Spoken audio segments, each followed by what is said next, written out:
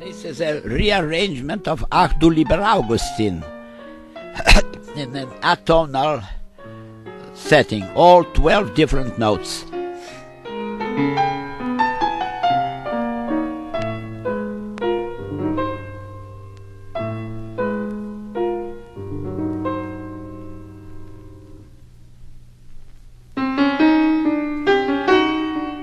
Happy birthday to you.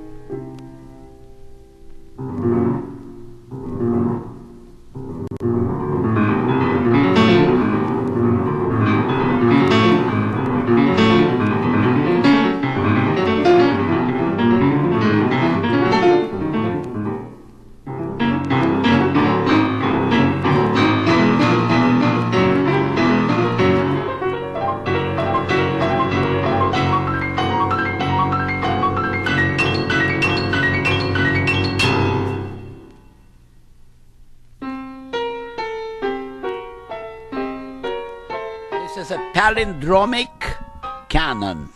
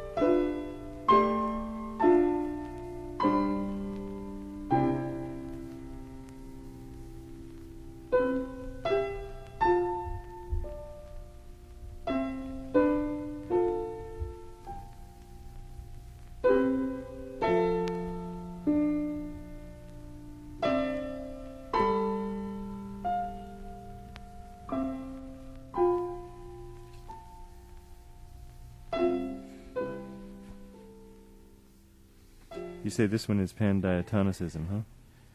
Yes. What is that, Pandiatonicism? Well, it's my brainchild, and I probably am more proud of that particular invention than anything at all. This is pandiatonic too. 7 different notes. So it's a sort of like the 12-tone music, only 7-tone music. But the point is that all 7 notes are used in harmony and melody.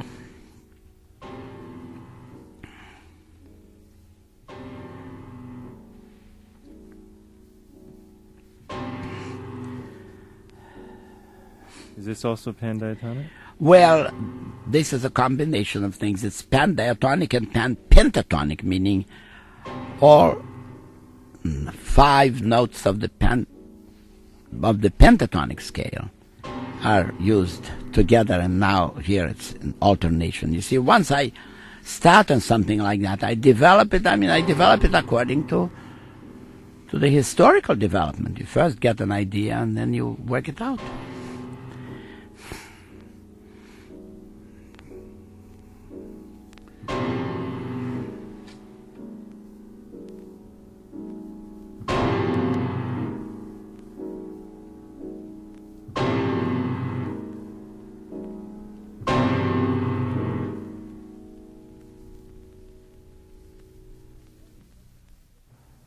I'm going to make a futile pronouncement which would work only on TV. Without a video, it makes no sense. This is the fact that I am in possession of a blown-up photograph of the skull of JS Bach. His body was exhumed in 1897, and a photograph was taken of every bone in his body. I secured those unique photographs. I have a skull of Bach in my closet.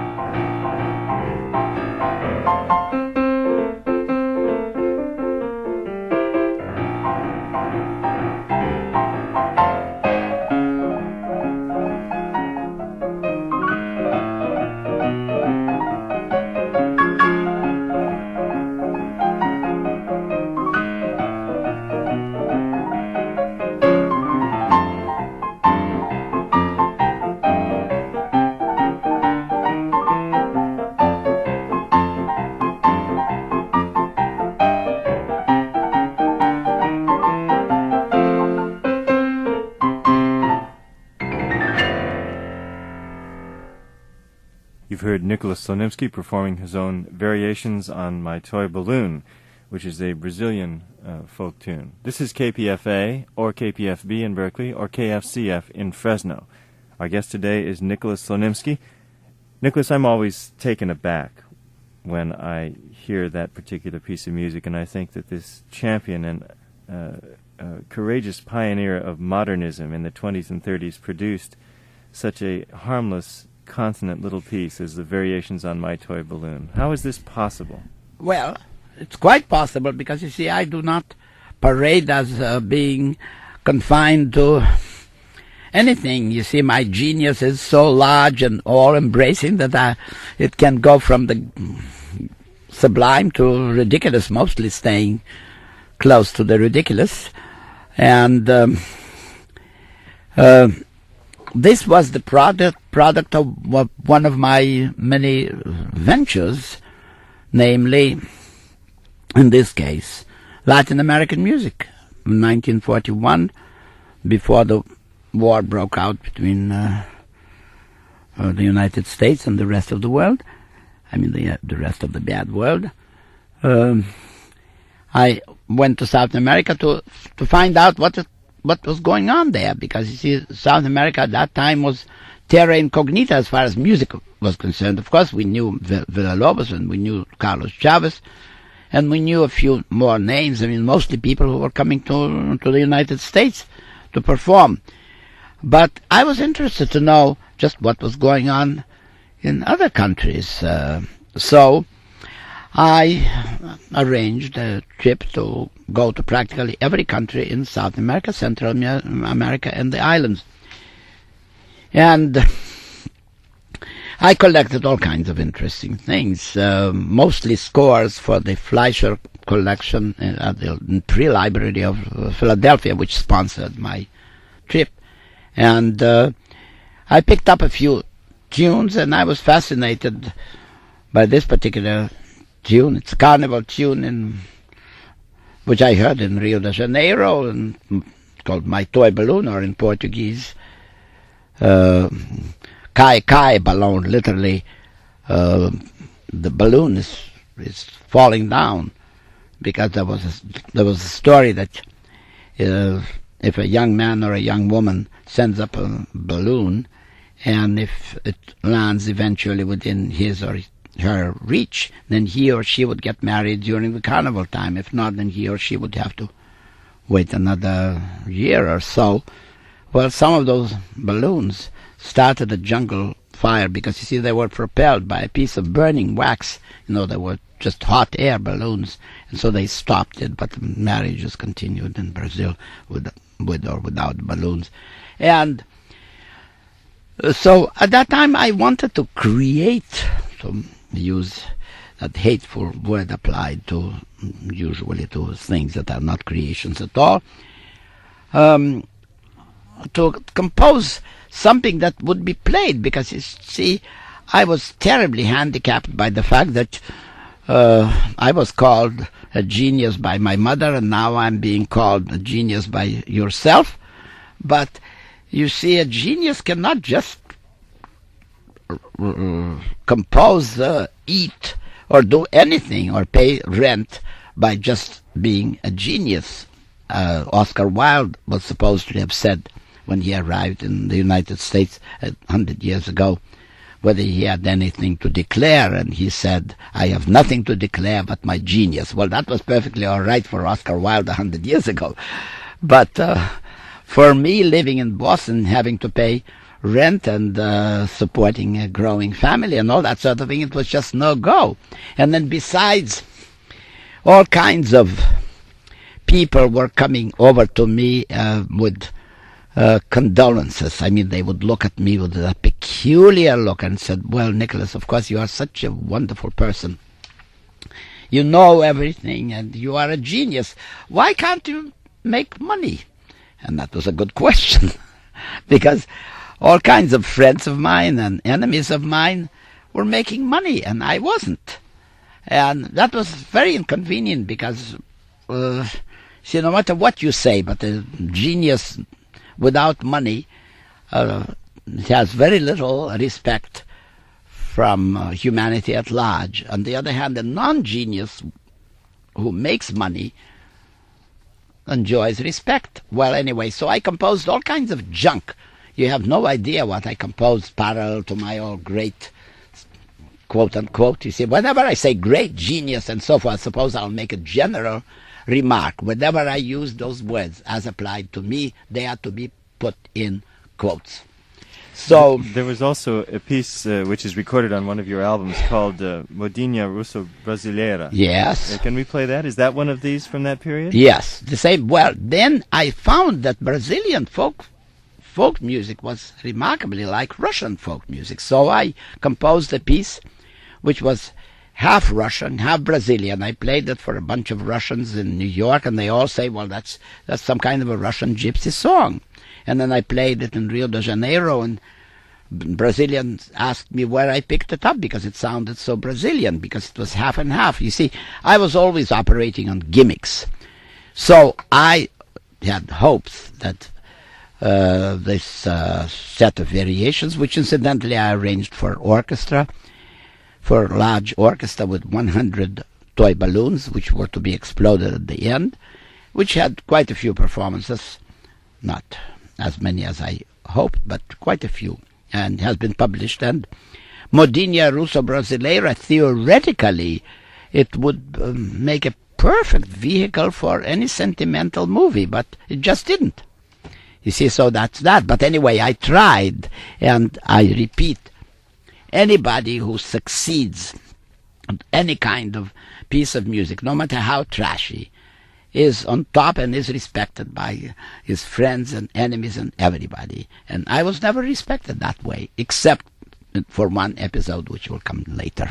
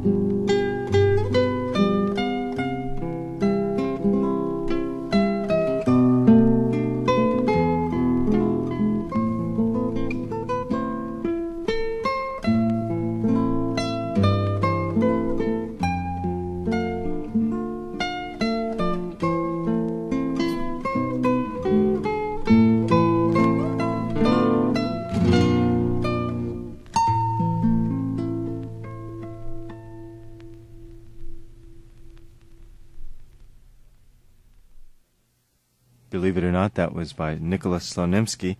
and it is called Modinha Russo-Brasileira. It was performed by Laurindo Almeida, 2 guitars, recorded one over the other, so that he made the tape in 2 passes, and that is available on Nicolas Slonimsky's album, containing also his 50 Minitudes for piano, which we heard earlier. It's on Orion Records, O-R-I-O-N, and the record number is 72100. Doesn't seem like it was 7 years ago that this came out. It's already been 7 years. Yes, I guess Isn't that so. Something. Yes, time flies. You Hollywood composers get all the best performers. This is wonderful. You have Laurindo Almeida playing Yes. your music. And he said just loved it. But it didn't make a mint for me. No, I'm sure So not. I really hoped that it would be picked up, and all of a sudden I would find myself respected for my ability to make money, which is an ability which is, very important. But you did make money once. Yes. When was that? And that was 20 years ago, When you were a printer. You made some money. when I somehow got on TV, and not on music, but on a quiz show.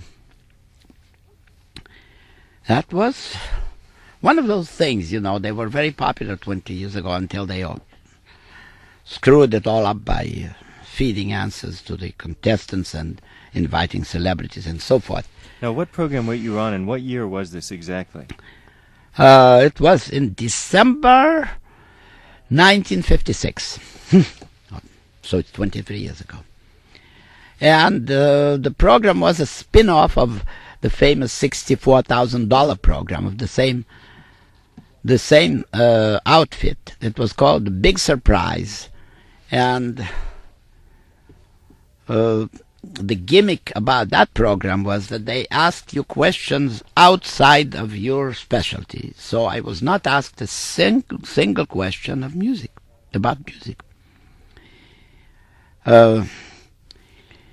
And to the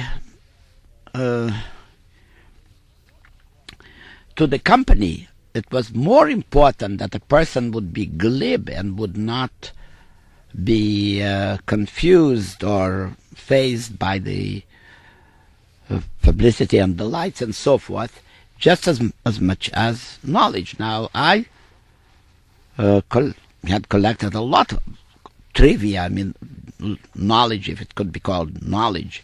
So really all kinds of little anecdotes from all over the world, reading popular books and so forth. And so I had quite a few answers to tantalizing questions, and they contacted me after the Baltimore Sun published an article. He found the record wrong, so he changed the record. That was about my edition of Baker's dictionary, which was forthcoming then. And the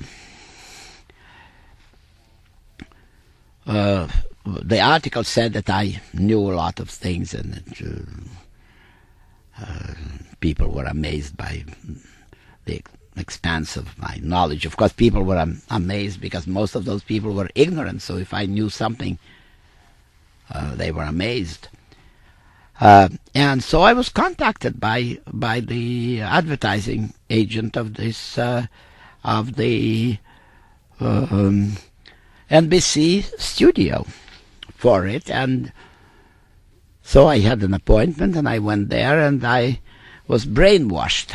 I called it brainwash when they ask you lightning questions. And the person who was in charge of the whole business was Lenny Bernstein's sister, Shirley Bernstein. She was quite a clever girl.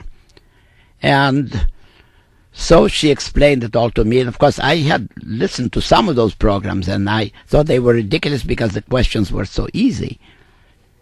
And so naturally I agreed, and particularly when I found out that you could make all that money. So I went on, and Well, I wouldn't be telling this story if it had an unhappy ending. So obviously it had a happy ending. In 6 weeks I was there, and I remained practically alone. All other contestants fell by the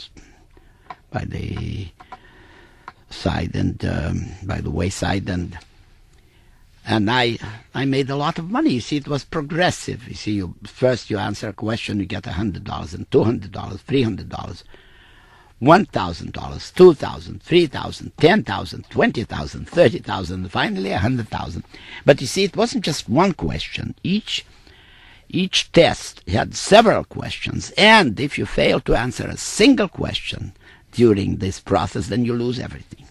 Now, what were some of the questions that they asked you? Well, one question was, who said Lafayette, we are here, when the American Expeditionary Force landed in France in 1917 during the First World War. Now, everybody says it's Pershing. Well, Pershing didn't. It's his lieutenant who said that. Then there was this question as to who proved that a galloping horse at one time has all 4 feet off the ground. Now, I, of course, remember that it was proved, and I remember that Governor Stanford of California was interested in it and had his photographer take still pictures, consecutive pictures, before the movies were developed. But at first I couldn't remember the name of the photographer, which was the second question. The MC was Mike Wallace. And I remember that only because I saw his name. It was Edward Mybridge, but the first name was misspelled, or so I thought. The first name was Eadweard. Seemed like a misspelling, but it wasn't a misspelling. He was a Welshman, and he used the name Edward. And you know, I have a thing for misspellings and typographical errors. When I see one, I remember it forever. And the last name was Mybridge, and so the two stuck together, and I was able to answer this question. And then there were numerous questions, most of them either of a trivial nature or simply misleading questions. And I answered them all because they were really extremely simple. But as I say, my advantage was that I never have stage fright. You see, I appear on the stage, even if I don't know what I'm doing, I still am doing it. And so at the end of this period, I made $30,000, and for the first time I realized what it meant to be famous. I was actually famous. I mean, people stopped me in the street, they approached me on trains, planes, and God only knows what. See, after the show was over, I wanted to take a vacation in Florida, so I called up. It was Christmas time, American Airlines, and asked for a reservation. They said they were sorry, they were all sold out until January 6th. So I said, well, that's too bad. And then I said a few words, and all of a sudden there was a pause, and the guy said, say, aren't you Mr. Slonimsky, or something like that? So I said, yeah, I heard you. Wait a minute, we'll get a seat for you. Now, this was really something. I was so famous that on the telephone they recognized my voice, and they gave me a reservation when they first said they didn't have any reservations. How could he have possibly recognized your voice? Well, it's not too difficult to recognize my voice, as you can see from this program. Well, anyway, it was quite extraordinary. So I made $30,000. Of course, the government took $11,000 off of it at once. Now, when did you finish on what was it called, The Big Surprise? Yes. What was the month that you finished? How long were you on the December. At the end of December, you were I went for on. About 4 times? November. No, six weeks. Appearances. 4 weeks. Oh boy!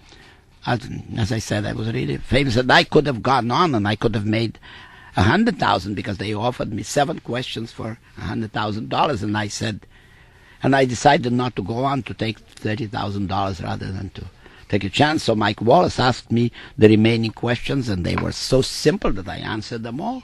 You mean if you had gone on, you would have made I would have made $100,000, and I understand that the station was flooded by all kinds of protests. They felt that Mike Wallace had no business asking me those questions, because once he asked me those questions, I should have been entitled to $100,000. But in as much as I said that I was not going on, and Shirley Bernstein said it would be a folly to try, the last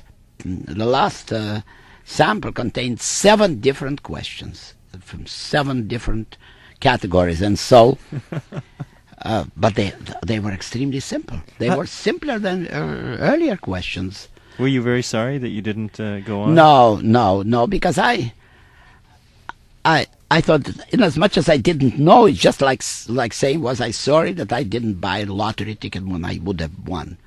Well, I couldn't have been sorry, but I made front pages in the paper saying, loses $70,000 in 2 minutes, has no regrets. Well, I didn't lose any $70,000. I never had them. We're talking with Nicolas Slonimsky. Nicolas, what was your greatest ambition in your 85 years? Well, there were several ambitions. Musical ambitions. Oh, musical. Thanks, because otherwise you would have heard a lot of stuff. Musical ambitions. Well, I had several, you see. I was a wunderkind in short pants, and everybody told me that I was the greatest since, I don't know, well, you name it. And then I found that there were other wunderkinds also in short pants who could play Liszt's Rhapsody, and I couldn't because my stretch was not enough for an octave. And, well, I just realized that I was not going to be a wunderkind. Also, I stopped practicing because inasmuch as I was told that I was a genius, I realized that geniuses didn't have to practice. Only common boys had to practice. So I stopped practicing with disastrous results. So maybe just as well. And then after that, of course, there was a period of composing. But if you want to know what my real passion was, I mean an overwhelming passion, that was conducting. Particularly when I started those concerts of modern music in Paris, Berlin, Budapest, Havana, you name it. Because of my reviews, you know, I'm now gathering my reviews for my alleged autobiography. They were fantastic, absolutely fantastic, by the top men in Europe and America. When I conducted the Los Angeles Philharmonic, just a pair of concerts, one magazine had a feature article with the headline, "The Old Mayor Gets a Shot in the Arm." The old mayor being the Los Angeles Philharmonic, and me being the person who produced the shot in the arm, saying that the orchestra never sounded like that, and all this sort of thing. But in Europe, I mean, I wouldn't presume to quote those reviews, but they were fantastic reviews, particularly the one by Alfred Einstein, who was, of course, a famous musicologist, who wrote in the Berliner Tageblatt, "Das ist ein Talent ersten Ranges." Now that it is a talent of the first rank. I mean, I was still in my 30s. I was a beginner, appearing with the New York Philharmonic, and this is what he said. And then he added that I possessed an elemental power to convince both the orchestra and the audience. They told me that they never saw any such reviews for a newcomer, and there was Strobel who said that I was a phenomenon of conducting technique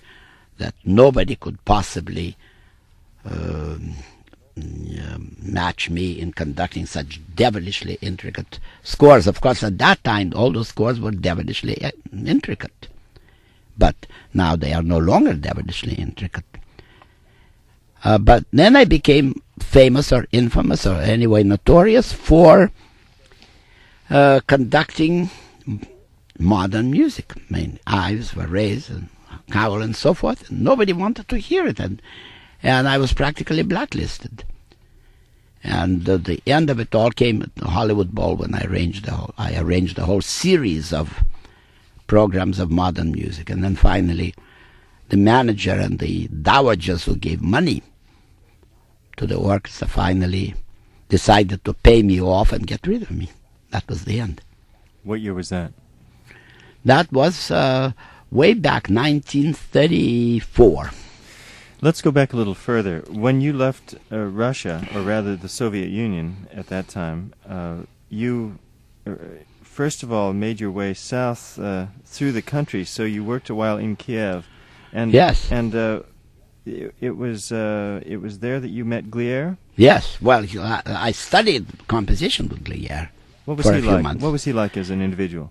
He was a very nice person, and he wrote good music. By good music, I mean music that was in the style of Rimsky-Korsakov. And in fact, it is good music. You know, you listen to his symphonies. I mean, they are really good symphonies. They are much better than the famous symphonies of some secondary German composers that are played all the time. How did you meet Serge Koussevitzky? Well, that was in Paris. You know, when I finally made my way through various countries, Turkey and Bulgaria and Germany, to Paris, and I earned my bread and butter playing accompaniments to singers, because I was not a wunderkind. I could not give regular recitals because nobody would come, but as an accompanist, I dare say that I was pretty good. And I had marvelous reviews as an accompanist, and so I was hired. I mean, I was a practical musician. It was a necessity for a singer to have an accompaniment, and I was there. Even Shaliapin tried me out once as an accompanist, but he didn't hire me, which was very fortunate, because the way he treated his accompanists was something terrible, you know. But you didn't always get along with your friend Koussevitzky either. Always. I had some difficulty with him. When did you work for him? Well, he came to a concert at which I accompanied a Russian singer whom he knew personally. See, at that time in Paris, Koussevitzky was not God and the king of the universe. And at that time he was looking for a pianist to play scores for him, because, you see, he practiced conducting by having a pianist play the score while he beat time. I mean, it's the most extraordinary thing. I don't know of any other conductor who used such a method. And so he hired me, because I obviously could play the piano, and I was a pretty good reader at sight. So, and we had a very friendly relationship, and I enjoyed it tremendously, and I made all kinds of inroads into Paris musical life, not to mention that Ravel would come to lunch at Koussevitzky's or Stravinsky or Prokofiev or anybody. I mean, I was really in high company, and I was still very young. And he really was very important to me. And also I enjoyed playing all those works for him, classical and modern, and I learned how to play from the score. But so you spoke Russian with each other? Yes, naturally. of course. Yeah.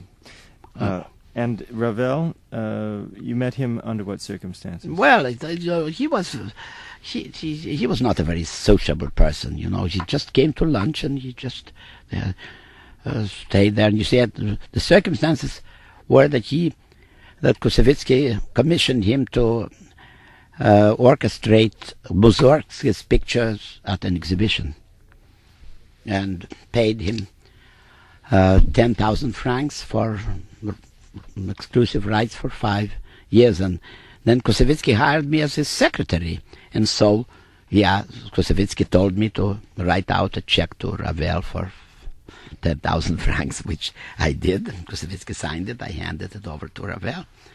What were his comments? Anything at all? No. Ravel spoke very little.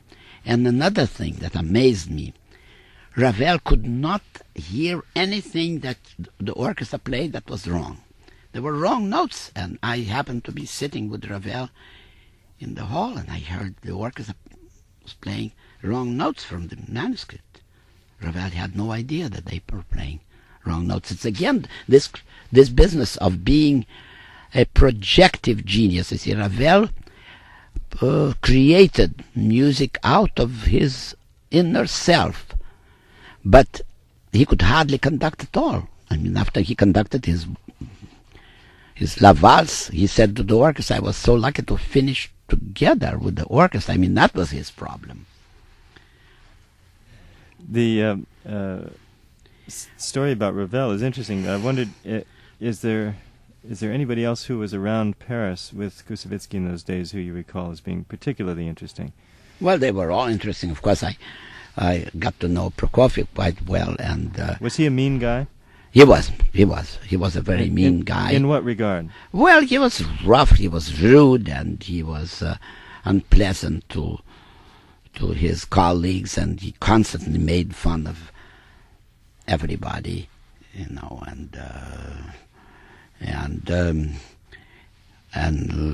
he demanded money even from his friends under the pretext that he expected more money and so forth. He was difficult to deal with. Of course, I had no dealings with him except as a worshipper of his music, so I was all right. And have you found through the years that sometimes knowing a personality colors your interest in their music in some regard? Never not does. At all. Totally objective.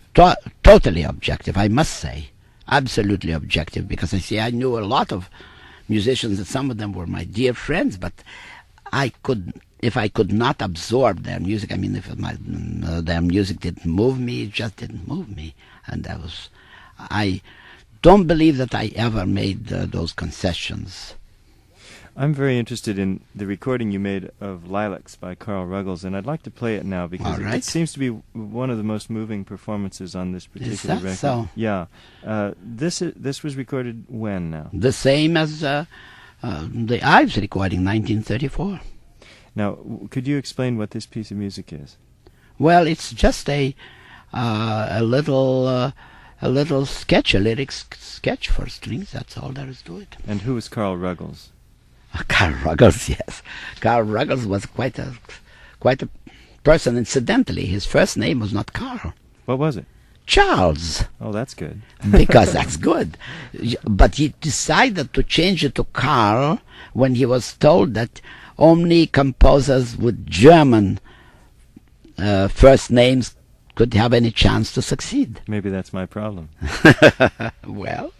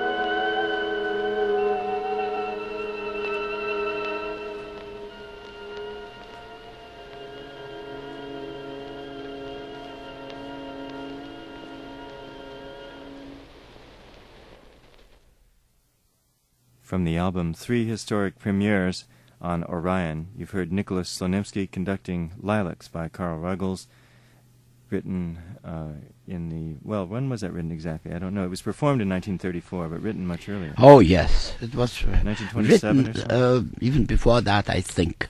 It was written about 1925. What about Carl Ruggles? What was he like? Well, he was a recluse. So of course, I knew Charles Ives very well. I was very close to Charles Ives, and I stayed with Charles Ives at his summer estate in Connecticut, and then every time I came to New York, I stayed at his brownstone, East 64th Street. But Carl Ruggles I saw only off and on. It's through Henry Cowell. Henry Cowell, of course, was a great and close friend.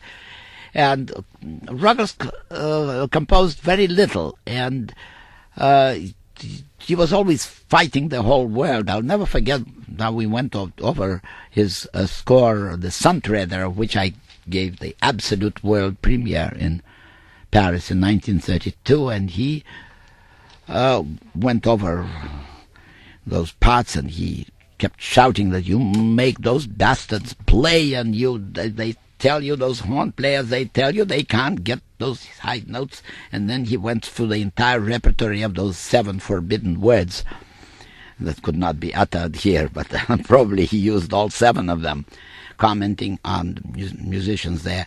And then, of course, he stopped composing altogether, and he withdrew to his farm in Vermont, and he painted a lot. And he's one of those curious legends of music, with very few pieces composed, but greatly appreciated. And now every single piece of his was performed. And of course, the only large piece was that Sun Treader, which I performed in Paris and Berlin. In Berlin, a critic wrote that it should be called not the Sun Treader, but the Latrine Treader, because he said the critic felt a regular bowel constriction in an atonal Tristanesque ecstasy. See, that's the way they wrote in those times.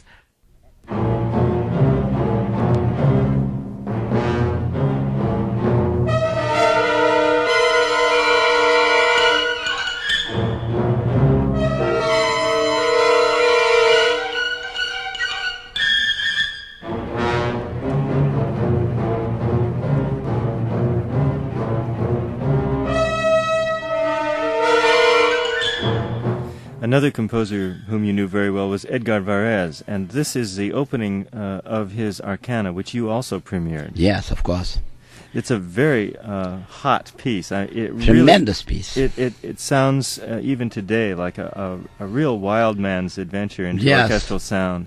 And I wondered, how was it possible for an orchestra in the days when you were conducting to play this music? It's extremely difficult. Well, this is what they said in Paris and in Berlin. And, with Arcana, the situation was that he had a double bass trombone. And, they are extremely rare. And, players. And so it so happened in Paris on the same day they played the Electra of Strauss, and Electra requires a double bass trombone. There was only one double bass trombone. Well, anyway, we managed somehow, and Varèse was in Paris at the time, and that performance was extraordinary. But I think that the Berlin Philharmonic, the way they played that Arcana, I don't believe any orchestra ever played it like that. And the same goes for Henry Cowell's piece Synchrony, which he wrote for me and of which I gave the world premiere. It opens with a trumpet solo, muted trumpet, and that trumpet player of the New York Philharmonic, the way he played it, the audience was simply hushed. It was a tremendous experience, almost hypnotic. And critic wrote that it was enough to soften your bones. It was so incredible and so impossible to listen to. No player I ever heard, no trumpet player, could equal the performance of that first trumpet player of the Berlin Philharmonic. It was just extraordinary, that synchrony of Henry Cowell, who was, of course, a great friend of mine.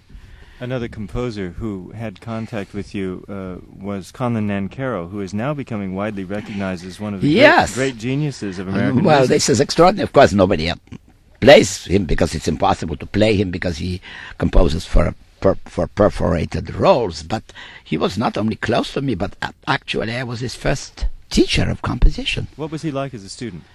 Well, he was a very nice guy, very intelligent, and at that time, of course, he was full of radical notions, and then he went to Spain to fight Franco. And while he was away, I arranged for Henry Cowell to publish his pieces in New Music, and Henry Cowell wrote about, I mean, not Henry Cowell, but Aaron Copland wrote about this piece. He said that it was an extraordinary piece. It would be a pity if Conlon Nancarrow would perish fighting the fascists. As half of the people who went did. Yes. So it was lucky that he came back. Well, he came back. He was a jazz trumpet player, wasn't he? I think so. It seems to me that he made his way to Europe, I think in 1936, yes, on a boat by playing in a dance band. That's right. And he's told me that some of his inspirations were Louis Armstrong and Bessie Smith, as well as the classical players. I suppose so. Have you seen him? Well, I saw him last in Mexico 25 years ago. Mm-hmm. What was he doing then? Still the player piano? Well, he was he had the player piano, and he also experimented with the clarinet, which could use perforated tape. I doubt whether he ever got far with the clarinet and the trumpet and the trombone. He tried to, but I don't know how far he did try went. to. Oh, absolutely. They were. What was the mechanism like? I couldn't tell. He showed it to me, but it didn't. It was a pneumatic system, then, yes, of some sort. Didn't work. Sound. Well, I know he tried to work some percussion in with instead of having the 88 keys of the piano depressed, he would have the piano mechanism play 88 drums, but also that was unsuccessful. Very interesting. Nicolas Slonimsky, it's been a pleasure talking with you. Thank you so much for visiting. Marvelous that I could talk for 2 hours and a quarter. I wish I had another 2 hours and a quarter because, you see, I'm unstoppable among my other qualities. Well, I'll take you out for lunch and we'll discuss it further. This has been Charles Armirkhanian with the irrepressible Nicolas Slonimsky, one of America's great lexicographers, composers, and conductors, a pioneer of modern music, and a genuinely nice guy. It's been a pleasure having you here, Nicolas. Come back and see us soon. Great. Absolutely great to be here.